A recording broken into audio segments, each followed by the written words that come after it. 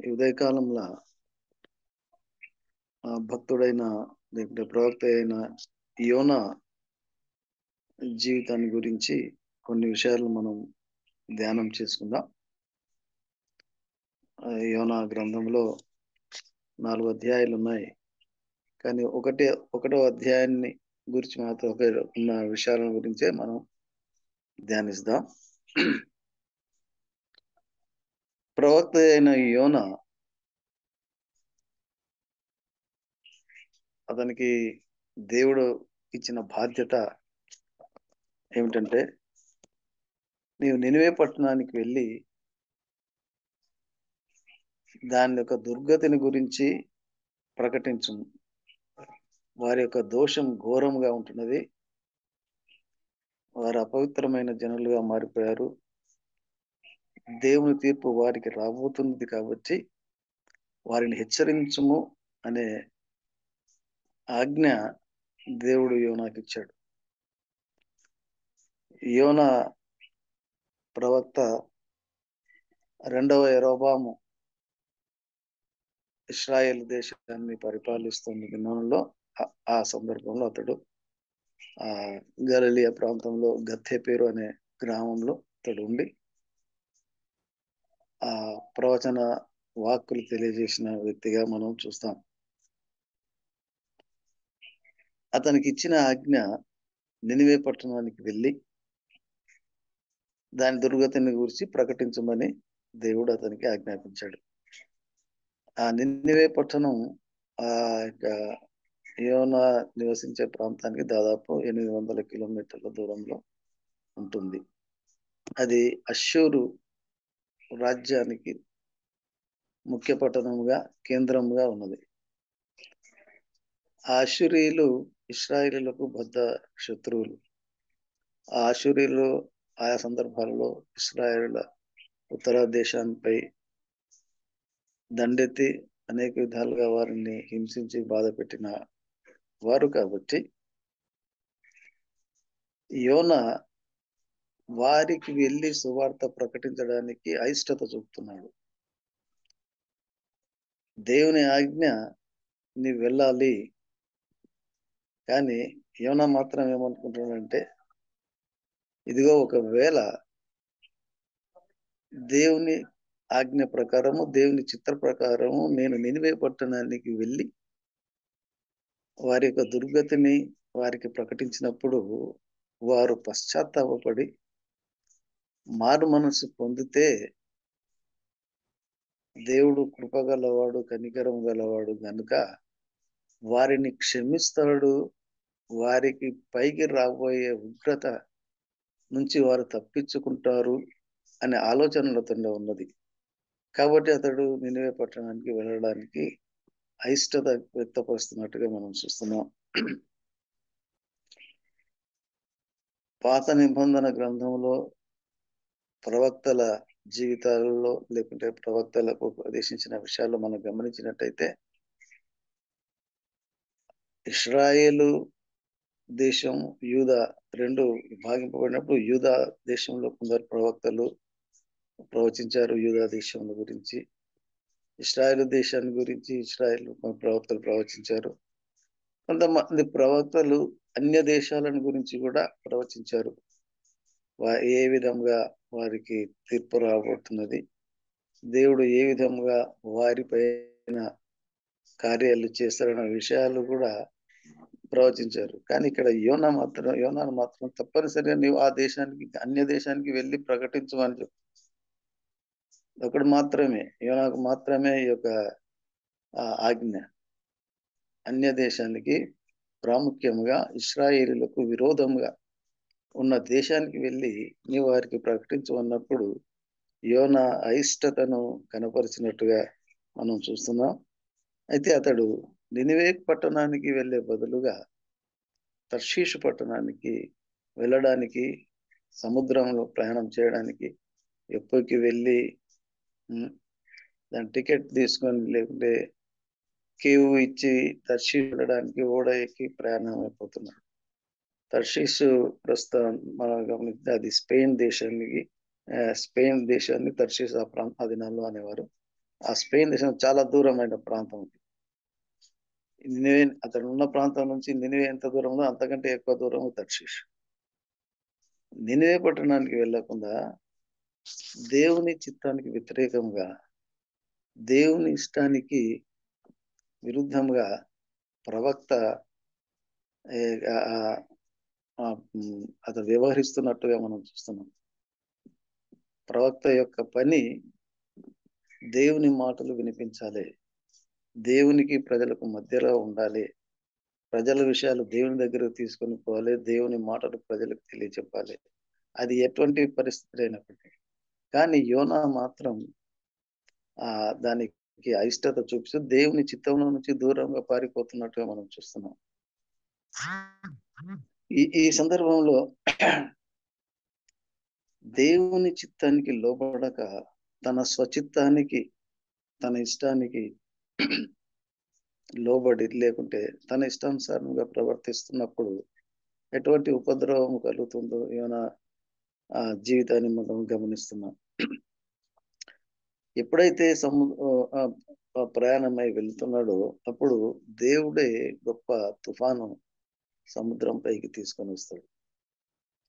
ఆ సముద్రం ఎంత తుఫాను ఎంత భీకరంగా ఉన్నదంటే ఓడలోని వారందరూ ఇది మామూలు తుఫాను కాదు, ఇది ఈ గొప్ప తుఫాను, దీనిలో నుంచి మమ్మల్ని ఎవరు రక్షిస్తాడు, ఇంత అపాయ స్థితిలో మేము ఉన్నాము అని వారు ఇక్కడ చూసినట్టయితే నావికులు భయపడితే వాడు తన దేవతను ప్రార్థించి ఓడను చులకన చేయటకే అందులోని సరుకులను సముద్రంలో పారవేసిరి.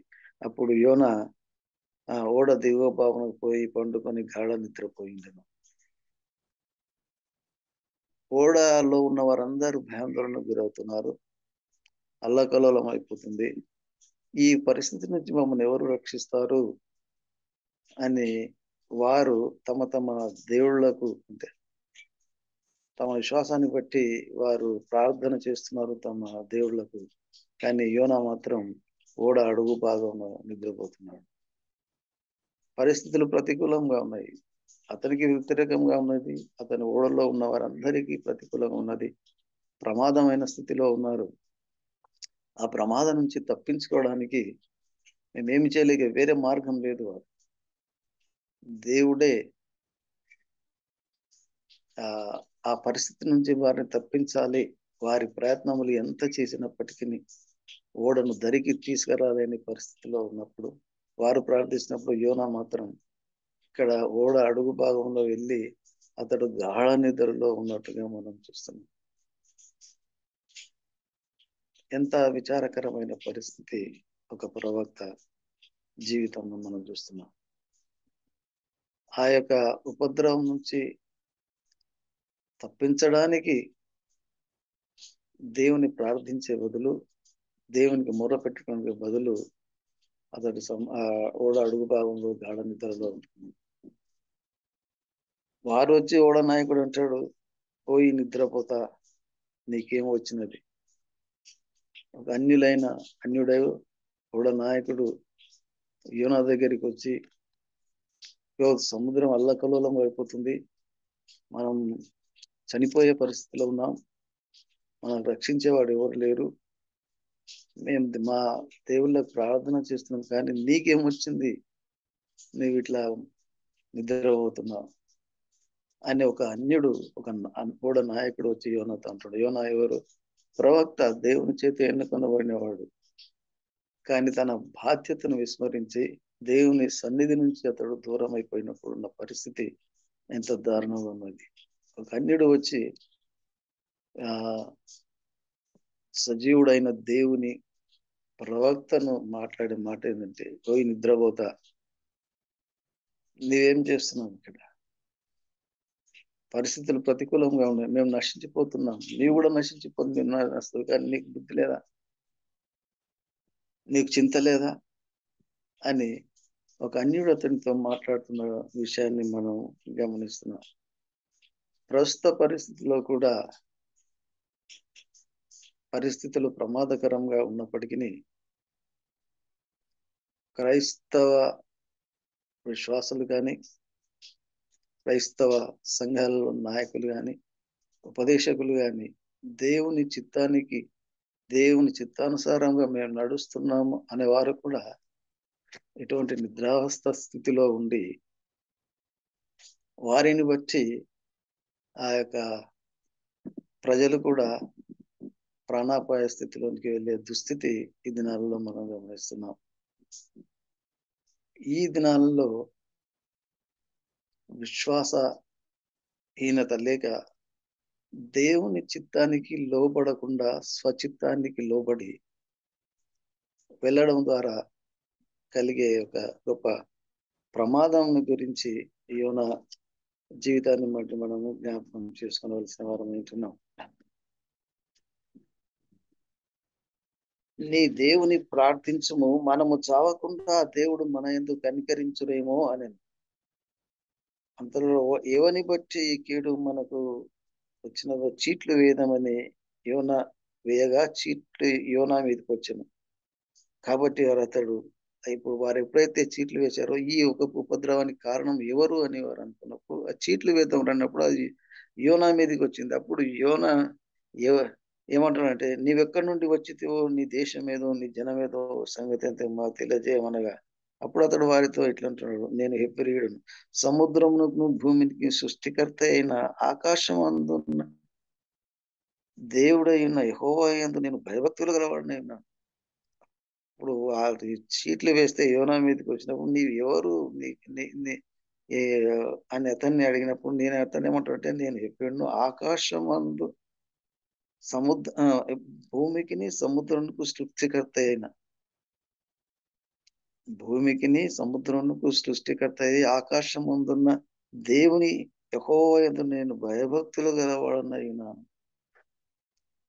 భూమికిని సముద్రమునకు సృష్టికర్త అయిన యెహోవా యందు దేవుడైన యెహోవా యందు నేను ఇప్పుడు ఏ సముద్రం కానీ భూమి సముద్రం ఏ సముద్రం అయితే ఇప్పుడు తుఫాన్లో అల్లకల్లోలమై ఉంటుందో ఆ సముద్రంను సృష్టించిన దేవుడైన యెహోవా యందు నేను భయభక్తులు గలవాడను అని అంటున్నాడు. తాను యెహోవా సన్నిధి నుండి పారిపోతున్నట్లు ఆ మనుషులకు తెలియజేసిండు. అప్పుడు ఆయన వాస్తవం గమనిస్తున్నాడు యోనా, ఇదిగో నేను భూమికి సముద్రానికి సృష్టికర్త అయిన యెహోవా యందు భయభక్తులు గలవాడను, నేను ఆయన సన్నిధి నుండి పారిపోతున్నాను. అప్పుడు వాస్తవం వారికి తెలియజేస్తాడు, నేను నిజంగా దేవుని సన్నిధి నుంచి పారిపోతున్నాను. దేవుడు నాకు ఆజ్ఞాపించిన పని నుంచి ఆయన చిత్తానికి విరుద్ధంగా నేను పోతున్నాను. కాబట్టి నన్ను బట్టే ఈ ఉపద్రవం వచ్చింది, ఈ యొక్క ఓడ తుఫానులో చిక్కున్నది. కాబట్టి అది మీ మీదికి రాకుండా అది నిమ్మలించినట్లు నన్ను సముద్రంలో వేయంటాడు. నీకు మేమేం చేయాలి అని వారు అడిగినప్పుడు మనం సముద్రంలో వేయమంటున్నాడు. సముద్రంలో వేయబడుటకు అనగా తాను చనిపోవడానికి, సముద్రంలో వేస్తే చనిపోతాడు, ఆ చనిపోవడానికి కూడా యోనా ఇష్టపడుతున్నాడు. కానీ ఆ యొక్క తాను దేవుని సన్నిధి నుంచి పారిపోతున్నానని వారికి చెప్తున్నాడు. అతనికి కూడా తెలుసు నేను దేవుని సన్నిధి నుంచి పారిపోతున్నానని. కానీ అప్పుడైనా పశ్చాత్తాపడి, ఇదిగో ప్రభువా, నీ చిత్తము, నేను నినివే పట్టణానికి వెళ్ళి దాని దుర్గతిని గురించి తెలియచేయాలి, కానీ వారు నశించుట నాకు ఇష్టం లేదు అనుకొని నేను ఈ విధంగా తర్షీషుకు వెళ్తున్నాను. కానీ నా తప్పును మన్నించి తిరిగి నేను నినివేకి నాకు మార్గం చూపు లేకుండా నాకు సహాయం చేయమని అతడు ప్రార్థించటం లేదు. అతడు ఏమంటున్నాడంటే నన్ను బట్టి ఉపద్రవం వచ్చింది, నన్ను సముద్రంలో వేడి అంటే నేను చనిపోయినా పర్వాలేదు, కానీ నేను మాత్రం నినివే పట్టణానికి వెళ్ళను, వారికి దుర్గతి తెలియచేయను, నేను దేవుని సన్నిధి నుంచి పారిపోతున్నాను అని వారికి తెలియచేసినట్టుగా మనం చూస్తున్నాం. దేవుని సన్నిధి నుంచి మానవుడు ఏ విధంగా పారిపోగలడు? కీర్తన గ్రంథం 139 7-8 ఒక వాక్య భాగాన్ని మనం చూస్తాం.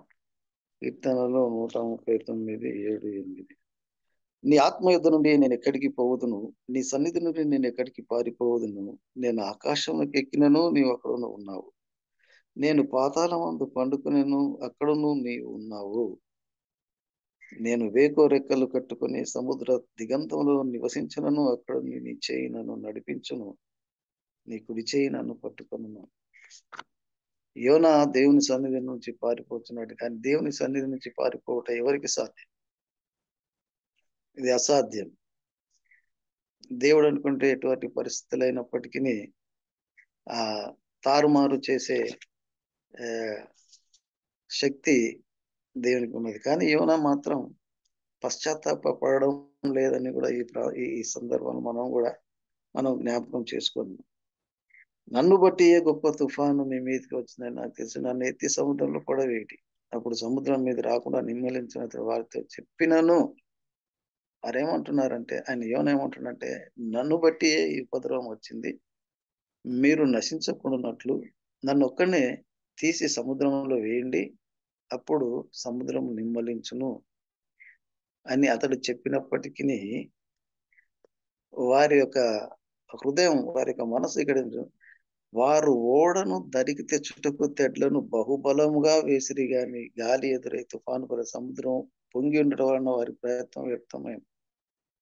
యోనా ఆ విధంగా చెప్తున్నాడు, నేను దేవుని సన్నిధి నుండి పారిపోతున్నాను, దేవుని చిత్తంలో లేను, నా ఇష్టానుసారం లేకపోతే నా చిత్తానుసారం నేను ఒక నిర్ణయం తీసుకుని ఇక్కడ వచ్చాను కాబట్టి ఉపద్రవం మీ మీదకి వచ్చింది కాబట్టి నన్ను తీసి సముద్రం పడవేయమంటే, అయినప్పటికీ వారు అతడు యోనా చెప్పిన విషయాన్ని బట్టి ఇతడు సముద్రమును భూమిని సృష్టించిన దేవుడైన యెహోవా యందు నేను భయభక్తులు గలవాడు అంటే ఆ దేవుని యందు భయభక్తి కలిగిన గొప్ప ఆ మనిషి లేకుంటే గొప్ప వ్యక్తి యోనా అని గ్రహించి యోనాను సముద్రంలో వేయమని అతడు చెప్పినప్పటికీ కూడా వారు ఏం చేశారంటే వారు ప్రయత్నం చేశారు ఇంకాను ఓడను దరికి తీసుకోవడానికి.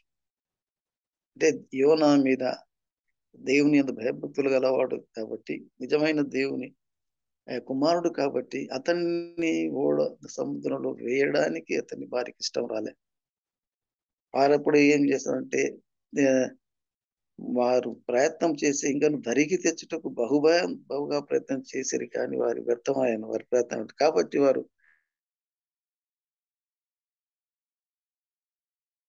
మనిషిని బట్టి మమ్మల్ని లయం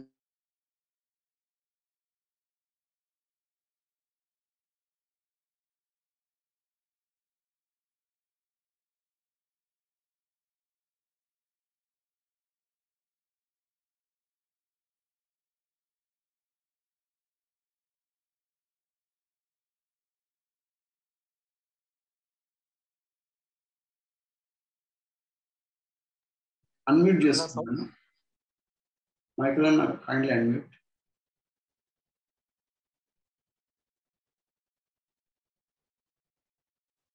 సార్ అన్మ్యూట్ చేసుకోండి.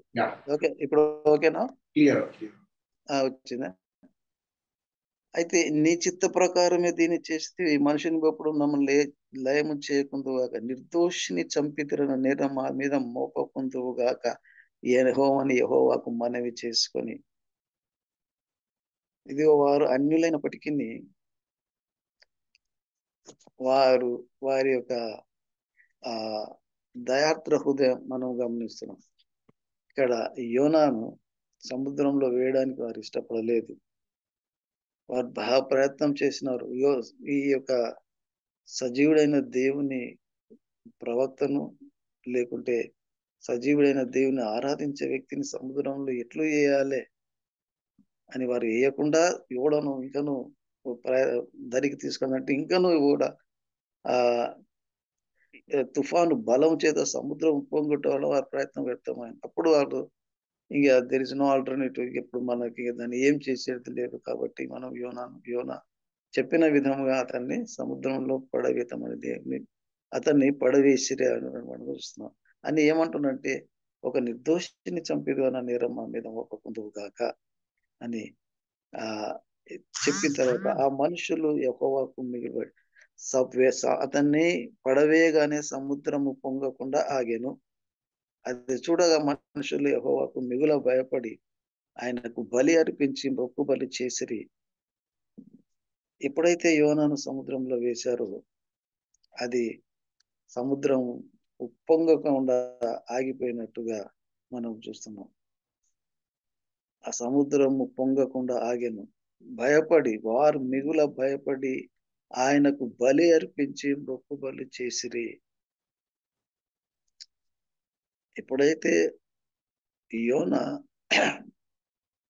నేను సముద్రమునకును భూమికిని సృష్టికర్త అయిన దేవుని యందు భయభక్తులు గలవాడను, ఆయన సన్నిధి నుండి నేను పారిపోతున్నాను అని వారికి తెలియజేసినప్పుడు వారిలో భయాందోళన కలిగినది. అతడు వారికి ఒక మార్గం, మీరు తప్పించుకోవడానికి మార్గం కూడా అతడు తెలియజేశాడు. నన్ను సముద్రంలో వేయి. కానీ వారు సముద్రంలో వేసినప్పుడు అప్పుడు మళ్ళీ దేవునికి వాళ్ళు ప్రార్థన చేశారు. నిర్దోషిని చంపితే అన్న నేరం మా మీద రాకుండా మమ్మను కాపాడమని వారు అతన్ని దేవునికి యెహోవా దేవునికి మొక్కినట్టుగా చూస్తున్నాం. ఆ తర్వాత వారు భయపడి ఆయనకు బలి అర్పించి మొక్కుబలి చేశారు. వారు ఎవరికి భయపడ్డారు? ఇంతమంది తమ తమ దేవుళ్ళకు పూజించుకొని మొక్కుకున్నారు. కానీ వారి నుంచి అది కాలేదు. సముద్రం ఆ విధంగానే ఉంటున్నది కాబట్టి అటువంటి పరిస్థితుల్లో ఈ విధంగా యోనా చెప్పిన మాటను బట్టి వారు రక్షింపబడి ఆ యొక్క ఉపద్రవం నుంచి వారు తప్పించుకున్నట్టుగా మనం వాక్య భాగంలో చెప్తాం. అయితే యోనా దేవుని సన్నిధి నుంచి పారిపోతున్నాడు, కానీ యోనా దేవుని ప్రణాళికలో ఉన్నాడు. దేవుని ప్రణాళికలో యోనా ఉన్నాడు, కానీ యోనా మాత్రం దేవుని సన్నిధి నుంచి పారిపోతున్నాడు.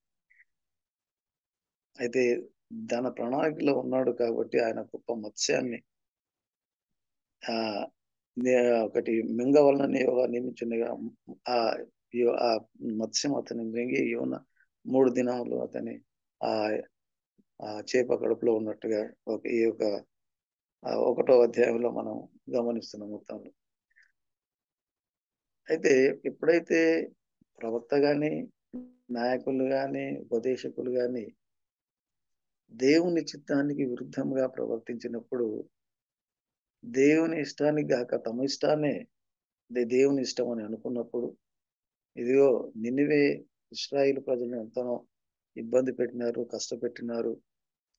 తరచుగా వారిపైన దండెత్తి అనేక హింసలకు గురి చేసినారు కాబట్టి ఆ ప్రజలు రక్షింపబడకూడదు అని యోనా ఏ విధమైన తీర్మానం తీసుకున్నాడో ఈనాటి నాయకులైన వారు కూడా ఒక ప్రతీకార వాంఛ కలిగిన వారుగా ఇతరులు రక్షింపబడకూడదు, లేకుంటే సొంత వారైనా కానీ తమకు అయిష్టులైన వారి ఎడలో కూడా ప్రతీకార వాంఛ కలిగి దేవుని చిత్తమునకు, దేవుని ఇష్టానికి అయిష్టముగా వ్యతిరేకముగా వెళ్ళుట వలన ఎటువంటి విపత్కర పరిస్థితులు వస్తున్నావో యోనా జీవితం బట్టి మనం గమనిస్తాం. కాబట్టి యోనాకు అన్యజనుల చేత అతడు మేల్కొల్పవలసి వచ్చినది. నిద్రపోతున్నాడు, ప్రతికూల పరిస్థితిలో ఉన్నప్పుడు కూడా నిద్రపోతున్నాడు, కష్టాలు సమస్యలు ఉన్నప్పుడు కూడా నాకేం సంబంధం లేదులే అన్న విషయంలో ఉంటున్నారు. ఆ పరిస్థితులన్నిటినీ అధిగమించడానికి దేవుని చిత్తంలో నుంచి దూరం అవుతే వచ్చే పరిస్థితులు ఉంటున్నాయి. కాబట్టి యోనా జీవితాన్ని బట్టి మనం తెలుసుకోవలసిన పాఠం ఏంటంటే, మన ఇష్టానికి, మన చిత్తానికి, మన ఇష్టానుసారంగా మనం ప్రవర్తించుట కంటే దేవుని చిత్తమునకు విరుద్ధంగా మనం ప్రవర్తించినట్టయితే మనం ప్రమాదంలో ఉంటాం. అంత మాత్రమే కాక మన సమాజంలో, మన సంఘంలో, మన సొంత వారికి కూడా మనం ప్రమాదంలోనికి నెట్టివేసే వారంగా ఉంటాం. దేవుని చిత్తమునకు లోబడడం ప్రాముఖ్యమైన సంగతి. అన్యజనులకు సువార్త ప్రకటించడానికి, క్రైస్తవ విరోధులకు సువార్త ప్రకటించడానికి, వారి దుర్గతిని గురించి ప్రకటించడానికి దేవుని ఆజ్ఞ ఉంటే దానికి విరుద్ధంగా యోనా ప్రవర్తించాడు. ఈ దినాలలో అటువంటి మనస్తత్వం కలిగిన నాయకులు గాని, ఉపదేశకులు గాని చాలా మంది ఉన్నట్టుగా మనం గమనిస్తున్నాం. మన అంతరంగిక లేకుంటే వ్యక్తిగత జీవితాలు కూడా ఒక కక్షపూరితమైన, వివక్షపూరితమైన, ప్రతీకార మనస్సు ఉండుట వలన మనం ఆశీర్వదింపబడలేకపోతున్నాం. మనం ఇతరులకు ఆశీర్వాదకరంగా ఉండలేకపోతున్నాం. కానీ దేవుడిని ప్రణాళికలో మనం ఉన్నాము కాబట్టి దేవుని సన్నిధి నుంచి మనం పారిపోవడానికి ఎంత ప్రయత్నించినా కానీ పారిపోలేము. దేవుని కనికరం కొరకు మనం కనిపెట్టాలి.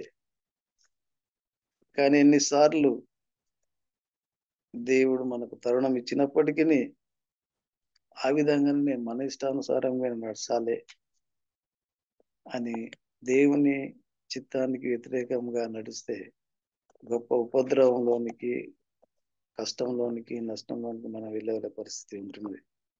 కాబట్టి యోనా జీవితాన్ని బట్టి మనం గమనించే ప్రవక్త అయినప్పటికీ దేవుని చిత్తానికి విరుద్ధంగా వెళ్ళినాడు. ప్రమాదానికి గురైనాడు.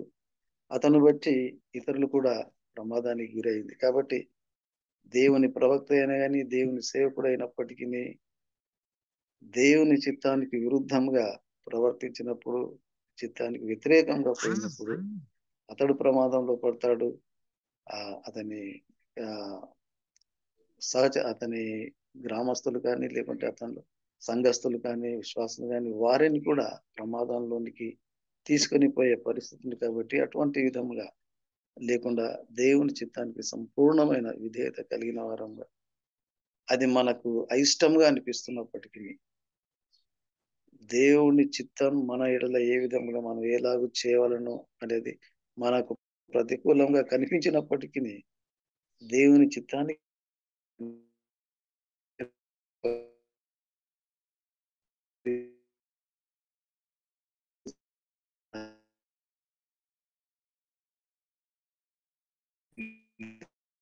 దేవుడికి సాధ్యం. Thank you sir. Thank you.